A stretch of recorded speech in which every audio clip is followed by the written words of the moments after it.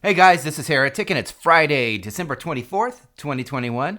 And this is the second part of the attack strategy discussion with Exterminator, where we go over timed attacks and a good trick you can use with that. And we go over formations for different types of attacks.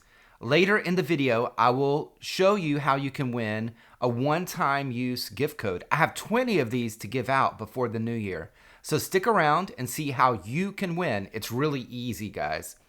Before we get started, the winners of the gift codes for the previous contest from this past weekend are, drumroll please, Poison from 1402, Shenanigans from 1402, Skittles from Realm 1425, and Vert from Realm 1431. Please contact me on Discord, Heretic9388, or online as Heretic to receive your gift card. Okay, let's get started. Count up the loot, call up the troops. We coming through. We coming through. Sorry, times you're not adding speed, so whoever's the farthest away goes first. So you might have somebody that is 11 and a half minutes away. They're going to start first, and everybody has to join in at the right time to where you get there at the same time.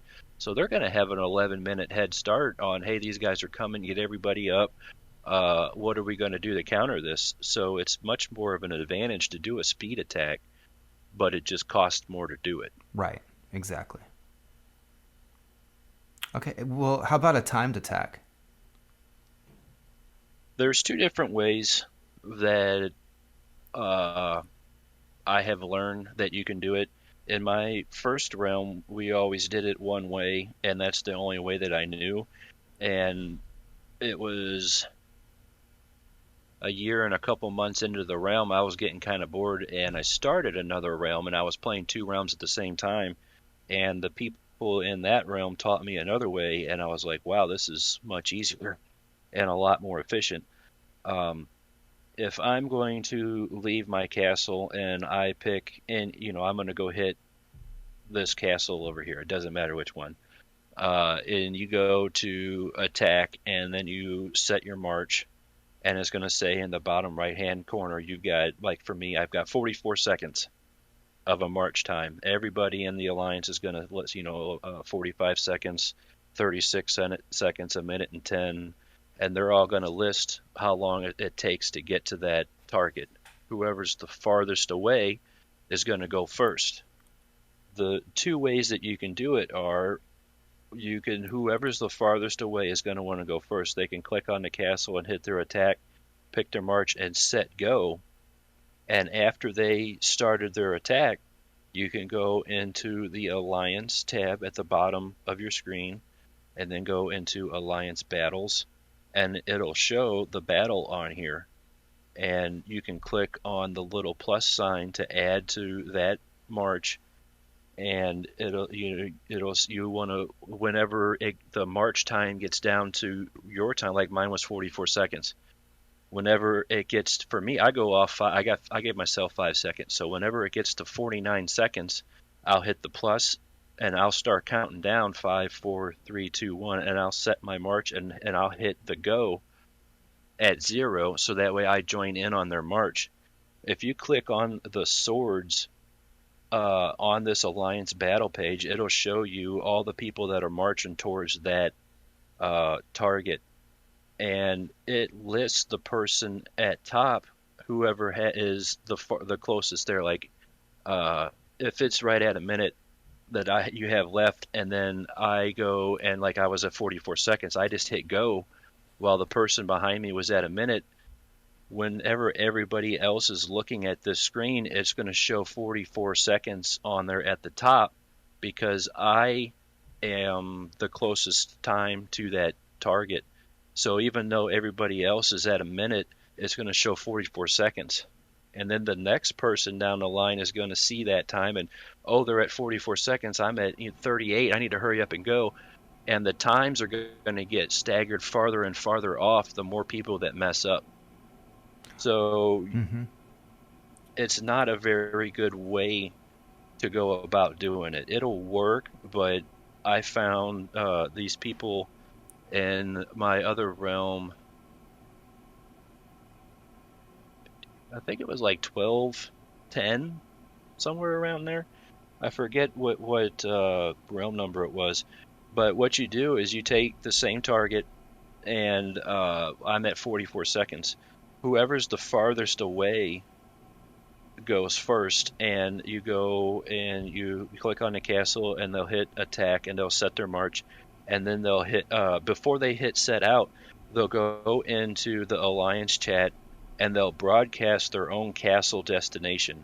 Whoever is the farthest away from the target, they go first, and they'll broadcast their location. That is so everybody can click on that and be looking at their castle, and then they'll say in five. So they'll get 5 seconds to where in 5 seconds they're going to leave, and you'll actually see their march leave the castle. If you click on their march, it'll have a circle over their march, and it'll follow them as they march towards the target. And there will be a little button on there that says join, but it also shows the timer on the bottom for how long they have until they hit their march, until they get to the destination. So if they're at 1 minute and 20 seconds, and I have to wait until 44 for me to leave, I can sit there and I'll have my if you click on their caravan as they leave their march, it'll sit there and follow them, and I can wait until it gets down to 49 seconds, and then I can hit join, set my march, and then hit go.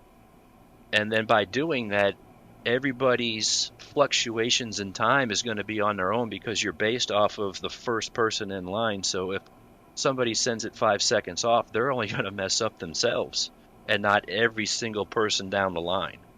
Yeah, that's a So really smart way of doing it. yes, it works out a lot better Hmm. in personal experience to do it that way. Yeah, if not, I've seen it the first way you're describing, where you're just going off the Alliance battle tab. I've seen it where like half of the group is out, way ahead of the other half, which was at the original time. And so then you're trying to make it up with speeds. It's just complete chaos and completely messes up the fight. The only way around that then is for everyone to recall. Then you've lost all, you know. But by Yeah. then you're giving them, several minutes to react. And another way that I've seen people mess up after we've botched a couple of these timed attacks, we're like, what happened? What happened afterwards? And we found out, like, if you're you're cleaning out a farm alliance, and you're sending time attacks, and everybody goes and they hit one, and then they'll hit another, and then they'll hit another. You have to wait for your march to return unless you have a whole lot of troops. If you don't wait for your march to return, people will go and start setting their times on the next target before their march returns, and different tiered troops and different troops that you send have different walk speeds. Mm-hmm. So the march that you're going to send, you need to wait for it to come back, or some people have, 2 and 3 times their march in total troops to where they don't have to. That's special circumstances. But you need to wait for your march to get back, because you're going to go and time the next attack off of the troops that we'll call it your B squad. You're timing it off of them, and then when your attack march gets back, that time is going to be different. But you've already said, my 44-second one might be, 52 seconds at that time. I'm telling everybody my time is 52 seconds. But then when my real march gets back, and then I go and I send them, it's going to be at 44. And Mm-hmm. I'm thinking the whole time 52, 52. You get a lot of mistakes that way too. So you Yep. need to make sure that your attack army is all the way back before you go timing anything, because I've seen that mess up a lot of people too. Yeah, I've seen that. I've experienced something similar to that personally, where I click and click attack, and then I see, say, 52 seconds, and then I tell everybody 52 seconds, but when it actually gets to the attack and I select my my march is quicker than my Yeah, default, which is by the power, you know, or it's slower, either way, right? So yeah, then, yeah, so then everything's off from that original time. Usually I'm not the furthest away when that's happened, so it hasn't hurt me as much as having to adjust it in my head of when to leave. But it could cause problems. Yeah, Yeah. I've seen it happen many, many times. Yeah. That is definitely timed attacks are something you definitely want to practice as a group, and get that down and have one way that we kind of do it so that you don't make those mistakes. Because I mean, the whole reason when you're building a strategy and you're going to make an attack on someone, especially when it comes to crown, you have to be pretty sure that everyone's going to get there at the same time. Or if people are trailing in, I mean, it throws everything off. You have unnecessary losses from the first people who get there, and then you have, I mean, it's just chaos. Yeah. It's also good to start like a mail for the alliance and just state what type of troops you have and what type of troops that you are going to send in a group attack, uh, like what tiers you have, because as time goes on, like if we start right now, we're like 3 months into it, and people are going to send, tier 7, tier 8s, and tier 9s. Well, in another 6, 7, 8 months from now, those troops are going to change. And where I'm going with this is like right now, I am making tier 10s, but a lot of people are making tier 9s right now. And that matters with mages, because your odd mages are going to be on the right and your evens are going to be on the left. So if you go, like I got killed really bad on that last crown steal that we did, Mm-hmm. because I sent tier 10s and everybody else was sending tier 9s. There were some tier 8s in there that helped out, but if you watch the video, uh, I arrived, I think it was like 12 seconds after the start of the battle, and you see my mages pop up on the left hand side, and it wasn't 4 seconds later, they were all gone. Wow. Yeah, that's Because terrible. everybody was sending tier 9s, they were on the other side.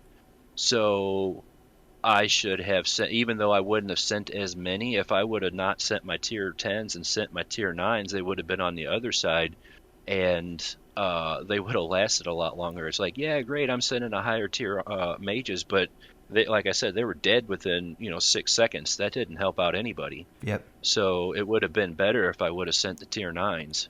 Absolutely. Uh, so knowing what everybody else is sending helps out a lot if you know Mm-hmm. ahead of time.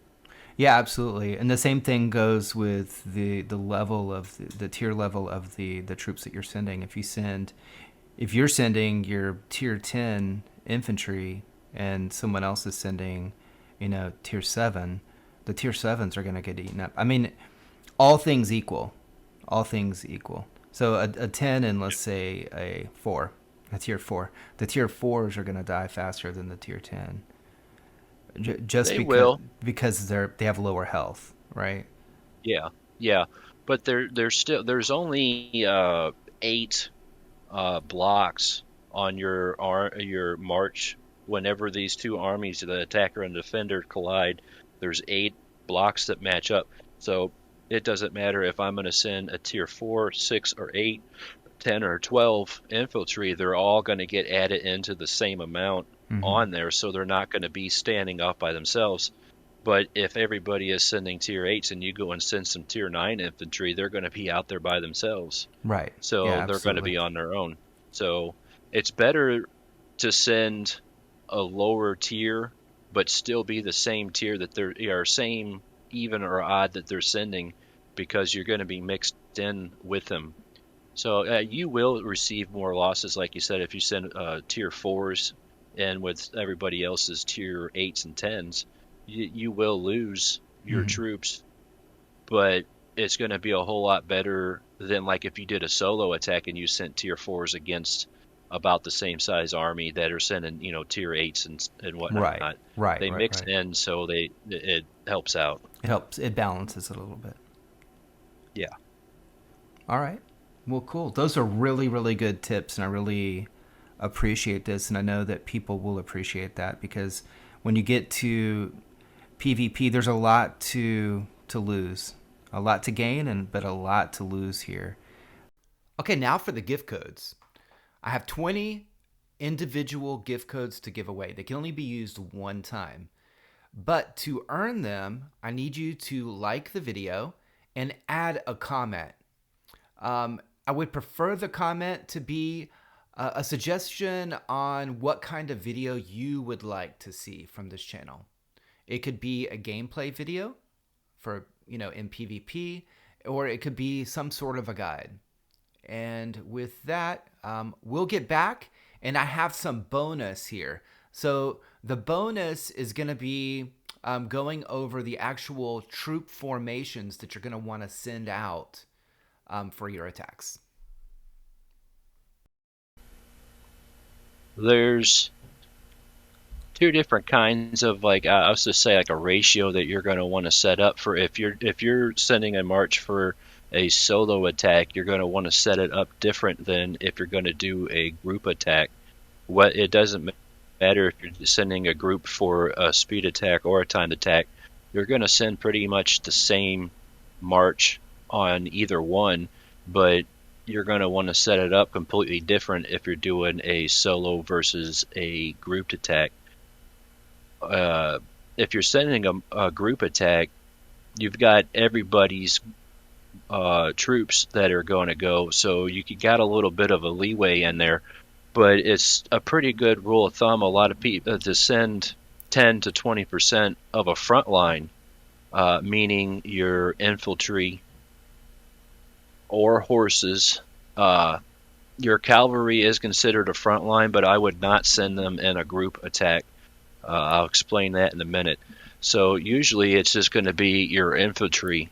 You're going to want to send, I like 20% if you're doing a grouped attack, because if you do 20% infantry and you got 80% of a backline, whether it is your archers or your mages, when everybody hits their destination, you've got everybody's infantry up front, and then everybody's archers or mages. For people that don't have as many infantry, it helps out doing your grouped attack for that. But if you're going to solo somebody, you only have what you send to fight off their entire army. Right. So to keep them, I like the term meat shields. Your infantry is up there to keep their entire army off of your mages or your archers or your angels for as long as they can, so that way your backline can do as much damage as they can.